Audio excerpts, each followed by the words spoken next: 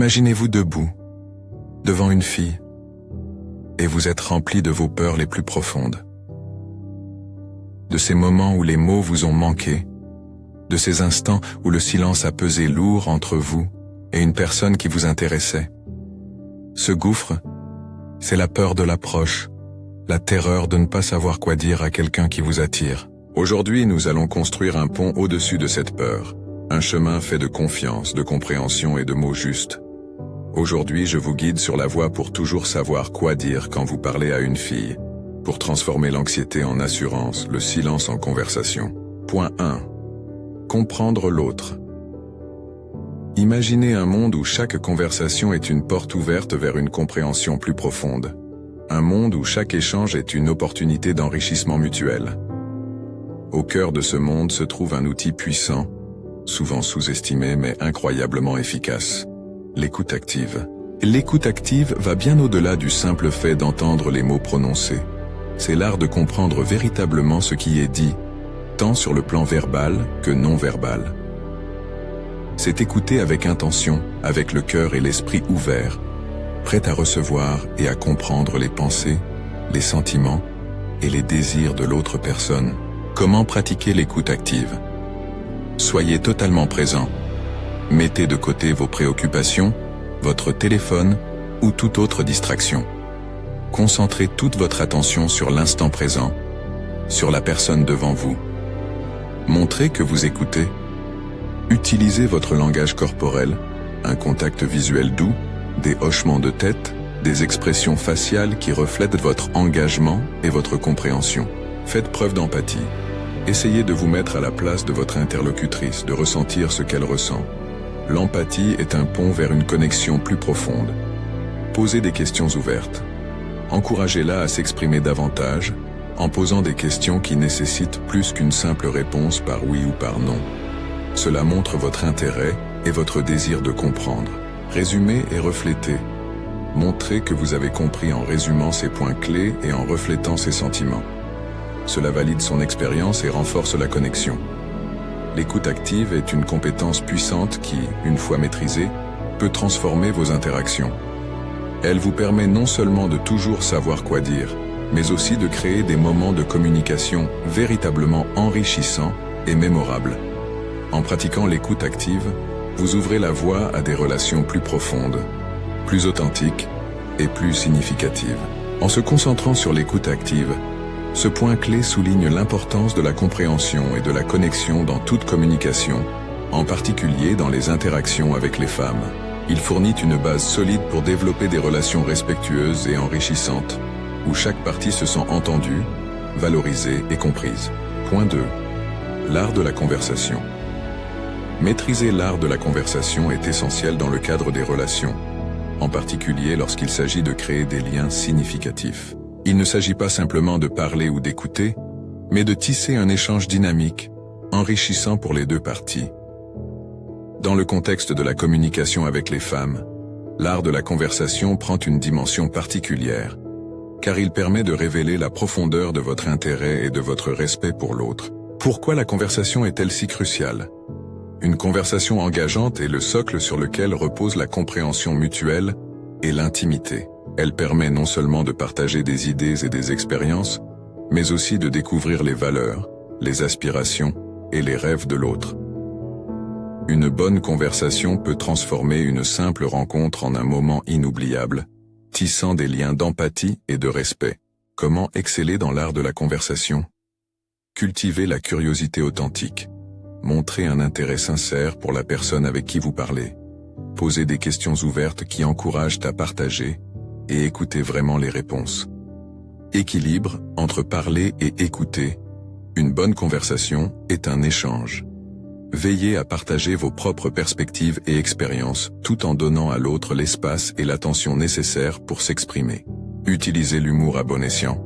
L'humour peut alléger l'atmosphère et renforcer le lien, mais il doit être utilisé avec sensibilité et adapté à la situation. Soyez ouverts et honnêtes. La vulnérabilité et l'authenticité attirent. Partager vos propres histoires et être transparent sur vos sentiments peut encourager l'autre à faire de même. Une conversation riche et attentionnée peut être l'un des moyens les plus puissants de créer une connexion émotionnelle. Elle est la manifestation de votre volonté de connaître et de comprendre l'autre, au-delà des apparences. En vous engageant profondément dans l'art de la conversation, vous montrez que vous valorisez non seulement la présence de l'autre, mais aussi ses idées, ses émotions et son expérience de vie. Point 3. La confiance en soi. La confiance en soi est plus qu'un simple état d'esprit, c'est le reflet de votre estime personnelle, de votre capacité à croire en vos propres valeurs et compétences. Dans le contexte de la communication, et spécifiquement dans l'art de parler aux femmes, la confiance en soi est cruciale. Elle ne se manifeste pas seulement dans ce que vous dites, mais aussi dans la manière dont vous le dites, dans votre posture, votre regard et dans l'énergie que vous dégagez. Pourquoi la confiance en soi est-elle si importante? La confiance en soi vous permet de vous exprimer librement et authentiquement. Elle vous donne le courage de partager vos pensées et vos sentiments sans crainte du jugement, créant ainsi un espace où une véritable connexion peut se développer. Une personne confiante attire naturellement l'attention. Elle dégage une aura qui invite à la découverte, à l'échange et à la proximité. Comment cultiver la confiance en soi? Connaissance de soi. Passez du temps à vous connaître. Reconnaître vos forces et vos faiblesses vous permet d'embrasser votre individualité et de vous valoriser pour ce que vous êtes vraiment. Autocompassion. Soyez indulgent avec vous-même. Acceptez que l'erreur est humaine et que chaque pas en avant, même s'il est suivi de 2 pas en arrière, est un progrès. Sortez de votre zone de confort. La confiance se bâtit à travers des expériences. Chaque nouvelle expérience, surtout celle qui vous pousse hors de votre zone de confort, est une opportunité de croissance personnelle. Fixez-vous des objectifs réalistes. Atteindre des objectifs, même petits, peut grandement renforcer votre sentiment d'efficacité personnelle. Célébrez chaque victoire, chaque progrès vers votre version la plus confiante. Pratiquez la posture de la confiance. Votre langage corporel a un impact significatif sur votre état d'esprit. Adopter une posture ouverte, tenir la tête haute et maintenir un contact visuel sont des gestes qui non seulement projettent la confiance, mais peuvent également vous aider à vous sentir plus confiant. Dans vos interactions, surtout dans les premiers instants de la rencontre, la confiance en soi peut être le facteur déterminant qui invite l'autre à vouloir vous connaître davantage. Elle est contagieuse et inspire confiance en retour, créant un cercle vertueux de respect mutuel et d'intérêt partagé. Point 4. L'humour. L'humour est une forme d'art qui, lorsqu'il est bien utilisé, peut ouvrir des portes vers des connexions plus profondes et plus significatives, particulièrement dans le contexte de parler aux femmes. Il ne s'agit pas simplement de faire rire pour divertir, mais d'utiliser l'humour comme un moyen de révéler votre personnalité, de briser la glace et de créer un espace où la légèreté permet d'aborder des sujets plus profonds avec aisance. Pourquoi l'humour joue-t-il un rôle crucial dans la communication? L'humour, lorsqu'il est partagé, crée instantanément un sentiment de complicité et d'intimité. Rire ensemble est une expérience puissamment unifiante. Elle abaisse les barrières, réduit le stress et la tension, et rend les gens plus ouverts et réceptifs. De plus, l'humour reflète l'intelligence, la créativité, et une capacité à voir le monde sous un angle différent. Comment intégrer l'humour dans vos interactions? Soyez authentique. L'humour doit être une expression véritable de votre personnalité. Ne forcez pas des blagues, ou n'essayez pas de mimer un style d'humour qui ne vous correspond pas. Observez et écoutez. L'humour efficace est souvent personnalisé. Prenez le temps d'observer et d'écouter la personne avec qui vous parlez pour comprendre ce qui pourrait la faire rire. L'humour qui résonne est celui qui se connecte à l'expérience partagée. Équilibre et timing. Tout est dans le timing et la modération.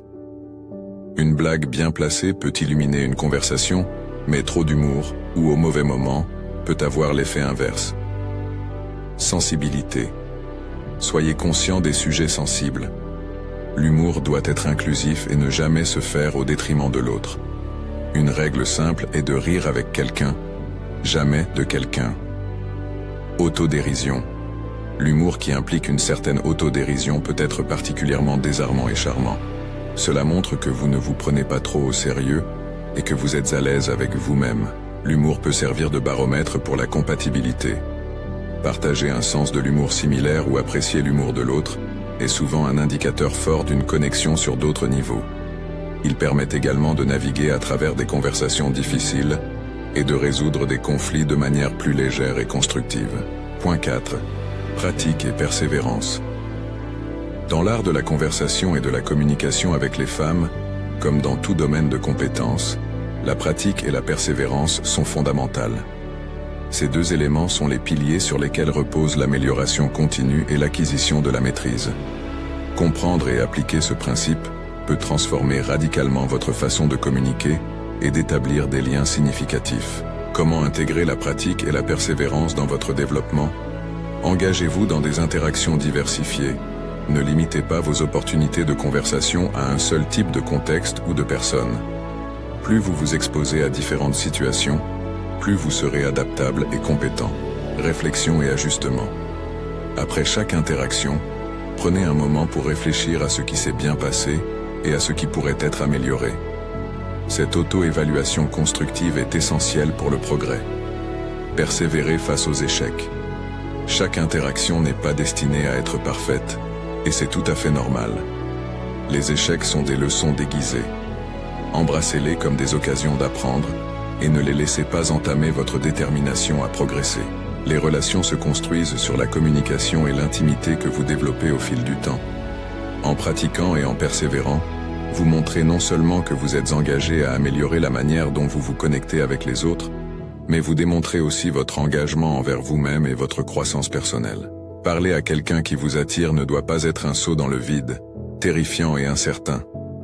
Avec les bons outils, une compréhension profonde et un peu de pratique, vous pouvez transformer cette peur en une promenade sur un pont solide et fiable. Un pont que nous avons construit ensemble aujourd'hui.